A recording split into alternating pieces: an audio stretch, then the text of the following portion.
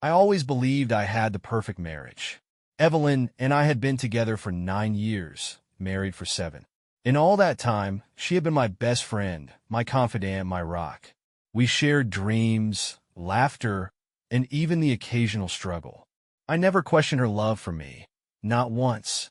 One afternoon, Evelyn received an envelope in the mail that immediately caught her attention. "Can you believe this?" she said, waving the envelope around with excitement, like it was the key to a grand adventure. "It's the 10-year reunion for my college class. I haven't seen these people in ages. This is going to be so much fun." You smiled at her enthusiasm. Evelyn had always been the social butterfly in our relationship, and that was something I admired about her. She loved connecting with people, and I was content being the quieter, more reserved partner. "We should go together," she suggested, her eyes lighting up. "It'll be fun. I'd love for you to meet some of my old friends." I hesitated for a moment.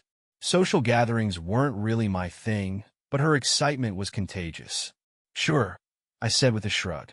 "Count me in." Her face broke into a grin, and she kissed me on the cheek. "You're the best, Evan. It's going to be amazing. I promise." The night of the reunion arrived, and Evelyn was glowing. She wore a stunning black dress that accentuated her curves, her hair styled perfectly, and makeup that made her look radiant. "You look gorgeous," I said, pulling her in for a kiss. She smiled. "And you don't look too bad yourself." The event was held in a posh hotel ballroom, the kind of venue that screamed sophistication and wealth. It was filled with people already halfway to being tipsy, their loud laughter filling the air as they reminisced about the old college days. Evelyn introduced me to some of her old friends. Most were friendly enough, though a few gave me looks as if trying to figure out how someone like me had ended up with someone like her. And then he appeared. "Evan, this is Jason," Evelyn said, her voice high-pitched, almost breathless. A mix of surprise and something else I couldn't quite place. I turned to see a tall, athletic guy with perfectly styled hair and a jawline that could cut through steel. The kind of guy who knew he was good-looking and didn't even try to hide it. "Evelyn, wow, you look incredible," Jason said, his eyes lighting up as he pulled her into a hug. "This is my husband, Evan," Evelyn said, gesturing to me, though her voice seemed slightly off, nervous even. "Nice to meet you, man," Jason said, extending a hand. His grip was firm, his smile charming. "Pleasure." I nodded, keeping a polite smile plastered on my face, but something about him rubbed me the wrong way immediately. As the evening wore on, I couldn't shake the feeling that Evelyn and Jason were drifting toward each other. She laughed a little too much at his jokes, touched his arm a little too often, and I couldn't help but notice how her gaze lingered on him. It wasn't a casual glance. It was more like she was seeing someone she hadn't quite forgotten. It gnawed at me, but I pushed the thought aside. Maybe I was overthinking things. Later, when we were alone, I leaned in and asked, "So, what's the deal with Jason?" She blinked, her smile faltering for just a second, before she waved it off. "Oh, Jason? We were just friends in college. Nothing more." Her response seemed off, too quick, too rehearsed. "Just friends?" I pressed, studying her face closely. She nodded, a little too quickly, her tone light but forced. "Yeah, Evan, just friends. Don't read too much into it." I wanted to believe her, so I let it go. After all, I trusted her. But something about the way they interacted kept lingering in the back of my mind, clawing at me. The day after the reunion, I started noticing subtle changes in Evelyn. It was like a switch had flipped. She was on her phone more often, her face lighting up with smiles at texts she wouldn't share with me. She seemed distracted, her mind elsewhere. One morning, over coffee, I decided to bring it up. "You seem pretty chipper today," I said, trying to sound casual. "Oh, do I?" she replied, almost absent-mindedly, her eyes flicking to her phone again. She started going out almost every day. "A couple of my friends are staying in town for a few more days," she said casually.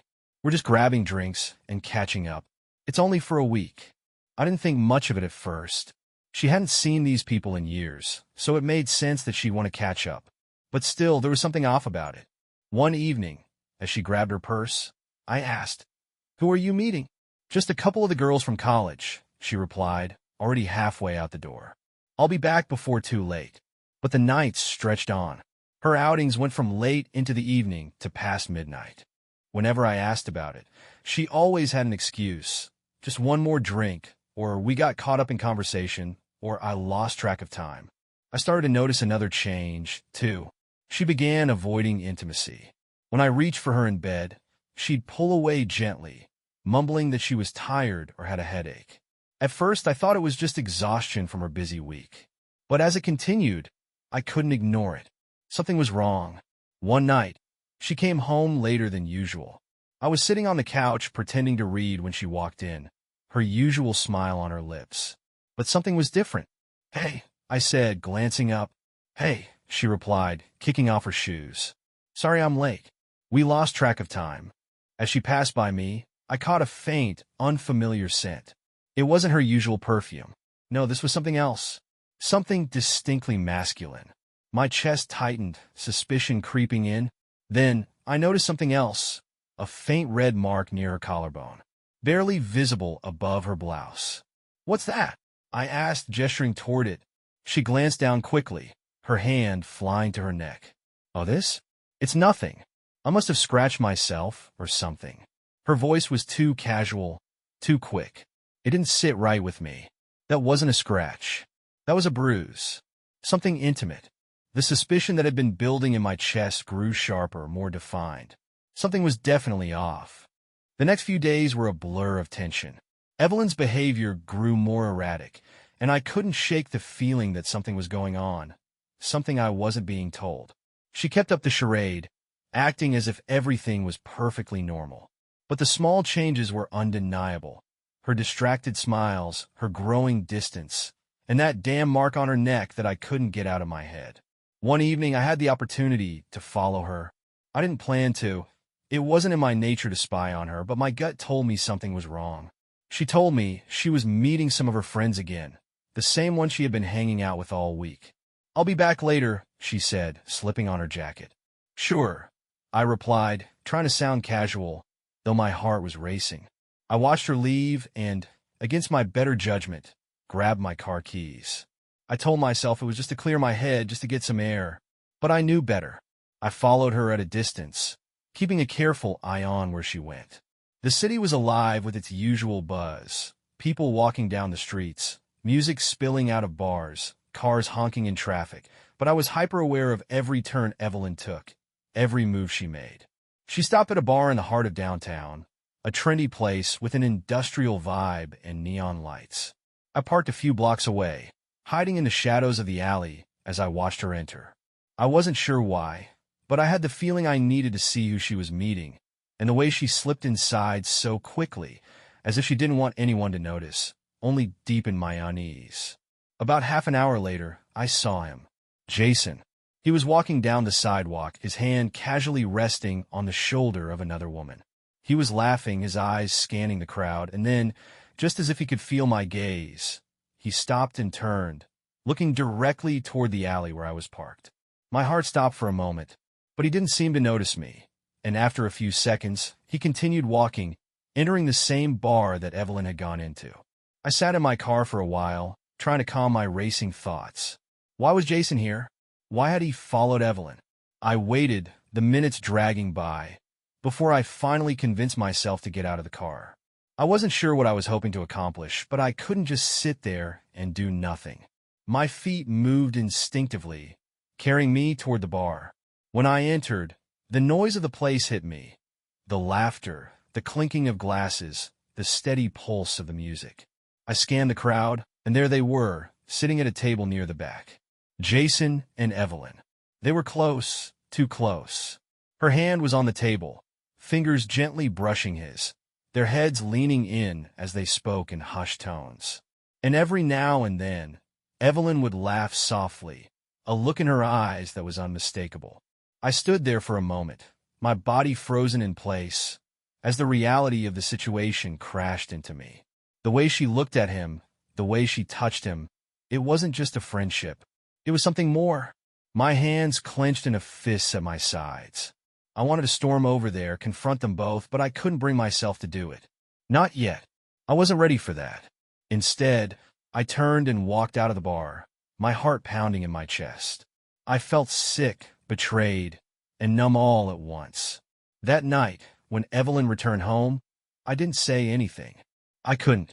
If I said something, it would make everything too real, and I wasn't sure I was ready for that. I couldn't just accuse her without knowing for sure what was going on.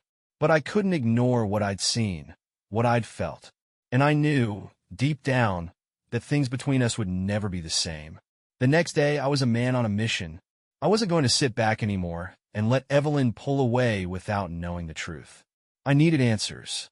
I began paying closer attention to her phone, casually glancing over her shoulder when she texted or picked up a call. But nothing seemed out of the ordinary.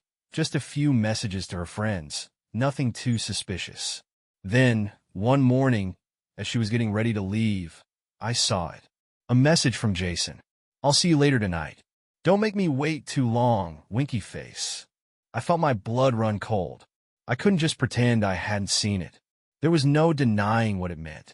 That night, when Evelyn was getting ready to go out again, I finally broke. "Evelyn," I said, my voice steady but tight. "Who's Jason?" She froze mid-zip on her dress, and for a moment, I thought I saw something in her eyes. Guilt, maybe, or fear. "He's just a friend," she said quickly, her voice wavering slightly. "A friend?" I repeated, my heart hammering. "Is that what you call him? Just a friend?" She hesitated, her eyes darting away from mine, avoiding my gaze. That hesitation spoke volumes. "It's not what you think," she said, her voice soft but defensive. "I'm not cheating on you." But I could hear it in her voice. The lie, the desperation to convince herself as much as me. "You're lying," I said, my voice barely above a whisper. "I saw you with him last night. I saw the way you looked at him, the way you touched him." Her eyes went wide, and for the first time, I saw panic flicker in her expression. I don't know what you saw, but it's not like that, Evan. Please, just trust me. It's nothing." I shook my head, the words burning on my tongue, but I couldn't speak them. The truth was too hard to say, and I wasn't ready to hear it. Not yet. The days that followed were a blur of tension, lies, and half-hearted attempts at normalcy. Evelyn kept repeating that nothing was going on with Jason, but I knew better. Every time she looked at her phone, every time she disappeared for a few hours, I could feel the truth gnawing at me. She was hiding something, and no matter how much I tried to push the doubt aside, it kept resurfacing. I tried to confront her again, but every time, she deflected, brushing me off with vague excuses and promises to talk later. It was maddening, knowing that she was lying to my face and that I was powerless to do anything about it. It wasn't until a Friday evening, 2 weeks after my first real suspicion, that everything finally came crashing down. I was sitting on the couch, scrolling through my phone when I heard Evelyn's car pull into the driveway. She came in a few minutes later, tossing her keys on the kitchen counter. I could tell right away that something was different. Her energy was off, her eyes a little too wide, her movements a bit too quick. "Hey," I said, trying to keep my voice neutral. "Hey, Evan," she replied, avoiding my gaze. Something in me snapped. I couldn't hold it in any longer. "You're lying to me," I said, my voice rising. "I know what's going on. I've seen the way you look at him, the way you act when you're with him. It's obvious." She froze, her eyes wide, and for the first time in weeks, I saw the real Evelyn, vulnerable, scared, and completely caught off guard. I didn't mean for it to happen," she whispered, her voice breaking.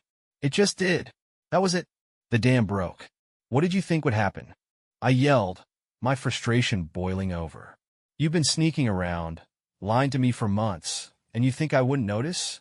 She sank into the chair across from me, burying her face in her hands. I could hear her choking on a sob, but I didn't care. I was too angry, too hurt to feel sympathy. She had betrayed me, and now I was going to make her face it. "I'm so sorry," she whispered, her voice barely audible. "I didn't know how to tell you. I didn't want to lose you, but I couldn't stop seeing him. I didn't want to hurt you." I stood up, pacing back and forth as the words spilled from her mouth.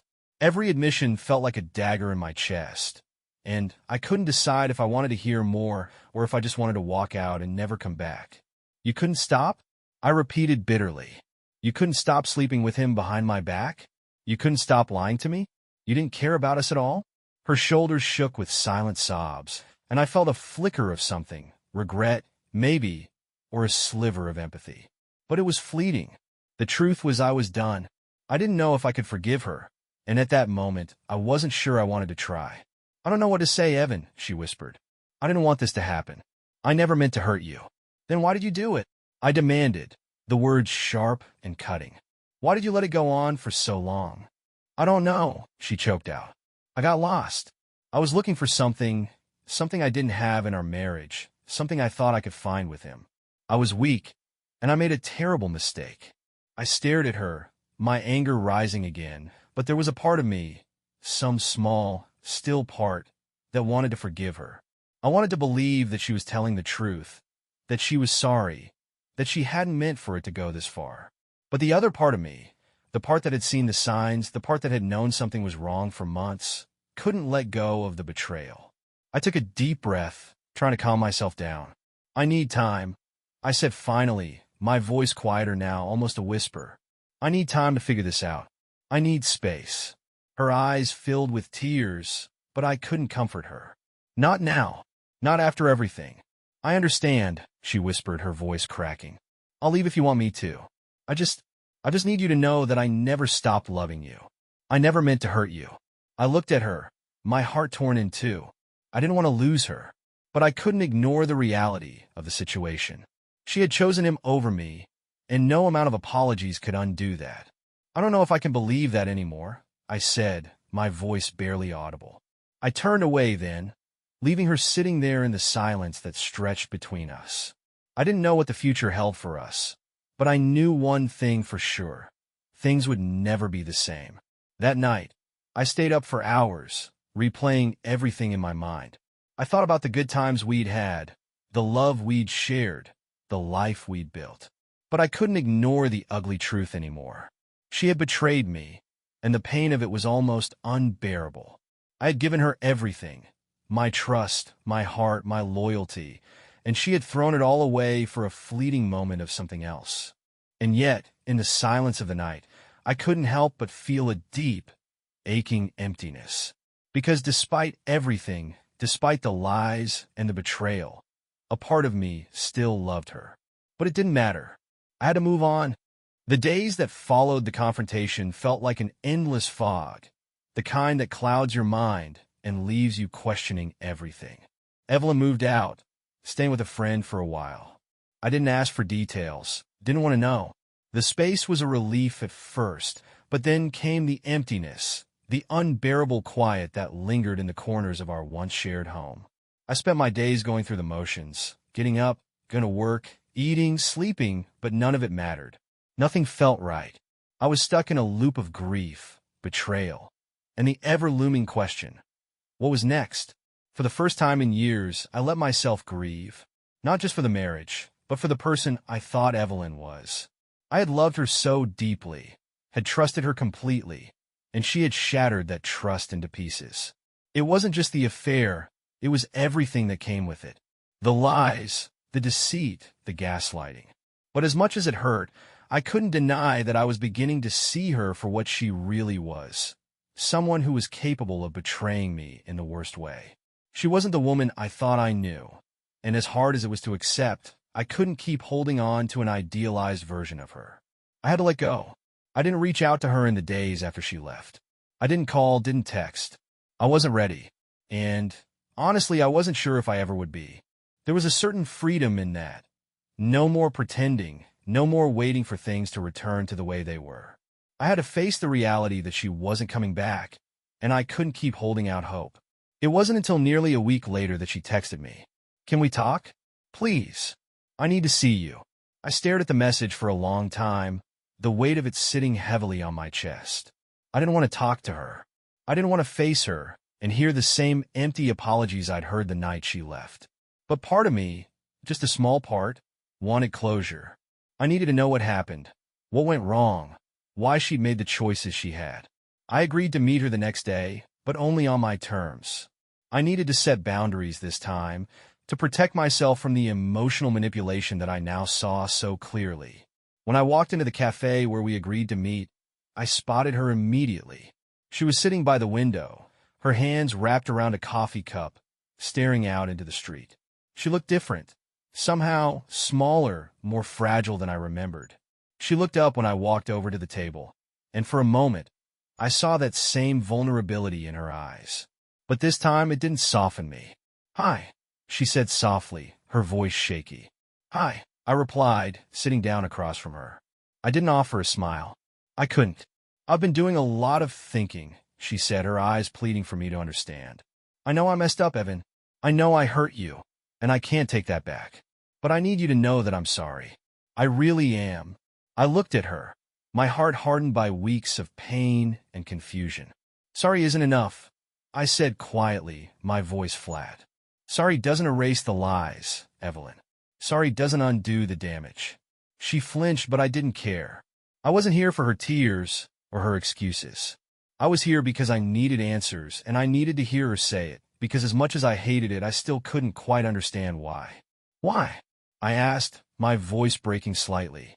"Why did you do it? What made you think it was okay?" She looked down at her hands, her fingers trembling as she spoke. "I don't know. It wasn't about you, Evan. It was about me. I felt lost. I was searching for something that I thought I could find with him, something that I couldn't get from our marriage. And that's supposed to make me feel better?" I shot back, anger bubbling to the surface. "You chose him. You chose him over me, over everything we had. And you thought that was okay." "I didn't think," she whispered, her eyes welling with tears. "I wasn't thinking at all. I was just numb. And I'm sorry. I'm so sorry." I stared at her, the woman I had loved more than anyone in the world, and felt nothing but a hollow ache in my chest. The truth was right there in front of me. She had chosen someone else. She had chosen him over me, over our life, over everything we had worked for. "I don't want to hear it anymore," I said, standing up. My voice was firm, stronger than I thought it would be. "I can't do this. I can't keep holding on to a version of you that doesn't exist anymore. I'm done." "Evan, please," she whispered, her voice trembling. "I can't lose you." "You already have," I said, my heart breaking as I turned to walk away. The next few weeks were a blur. I packed up the rest of Evelyn's things from the house, changed the locks, and started the painful process of rebuilding my life without her. I didn't reach out to her again, and she didn't reach out to me, at least not in any meaningful way. There were a few texts, a few calls, but each time I ignored them. I had to move on. I had to find myself again. It wasn't easy. It wasn't quick. But with each passing day, I could feel the weight of the past lifting off my shoulders. I was free, even if I didn't fully understand what that freedom meant yet. But one thing was certain. I would never allow myself to be betrayed like that again. Not by her, and not by anyone. Time moved forward, as it always does, dragging me through the motions of rebuilding. The first few months without Evelyn were the hardest, but slowly, the days started to feel less like a battle and more like a journey, one I could walk on my own. I found myself rediscovering the things I used to love. Running in the mornings, reading books I'd long forgotten, even cooking meals for myself that I hadn't made in years. The house felt different, but not in a bad way. It was empty, yes, but there was a new kind of peace that settled in. A stillness, almost like the calm after a storm. But there were moments of doubt. Quiet moments late at night when I would replay everything in my mind. The betrayal, the lies, the heartbreak. And I would wonder if I would ever truly be able to let go of the life I had shared with Evelyn. It was during one of those nights, when the silence felt suffocating, that I received a message from her. It was simple, almost cryptic. "I'm pregnant." I stared at the screen for what felt like an eternity, my heart racing as the words sank in. I hadn't expected this. A part of me wanted to be angry, furious that after everything, she was bringing another life into the world with someone else. But another part of me, maybe the smallest part, the part that still remembered the woman I had married, felt a pang of something I couldn't name. She had moved on. I had to too. The following week, I ran into her at the grocery store. It was an accident, of course. I hadn't planned on seeing her again. She was with a man, someone I didn't recognize, standing by the produce section, laughing at something he said. The sight of them together sent a shock through me, a jolt of realization that, in the end, she had really moved on. She wasn't the same person, and neither was I. When she saw me, her face fell. She looked at me, as if trying to read my expression. But I knew, no matter how much time passed, no matter how many apologies she gave, this was it. The final chapter. She opened her mouth to speak, but I held up a hand. I'm okay, Evelyn. Really? She closed her mouth and nodded, her eyes softening. I just wanted to say, I'm sorry again. For everything. You deserved better. I felt nothing in that moment. Not the anger, not the sadness, not the regret. There was only a quiet sense of finality. I know, I said simply, before turning and walking away. Months passed, and life began to feel normal again. I was dating someone new, Amelia, a woman I met at work. She was kind, funny, and had a way of making me feel like I could breathe again. It wasn't love, not yet, but there was a spark, a potential that I hadn't felt in years. Amelia understood the distance I kept, the walls I had built around myself. And for the first time in a long time, I didn't feel like I was holding on to someone who couldn't love me the way I needed. She respected my space, my boundaries, and together, we were building something real. Evelyn had the baby, a boy. I saw the announcement on social media one day, and though I didn't feel the urge to reach out, I did feel a quiet, distant sense of peace. She had her life, and I had mine. We were both moving forward. And for me, that was enough. It wasn't until much later, on a rare rainy day when the world outside felt small and still, that I realized something profound. I had forgiven her, not because she deserved it, but because I had learned to forgive myself. I had given her my heart, and she had torn it apart. But in doing so, she had taught me something invaluable. She had shown me what I would never tolerate again. She had made me stronger, and in the end, that was the greatest gift she could have given me. As I sat by the window, watching the rain fall in quiet sheets outside, I felt something I hadn't felt in a long time. Peace. I was free. And for the first time in years, I felt like I could breathe again.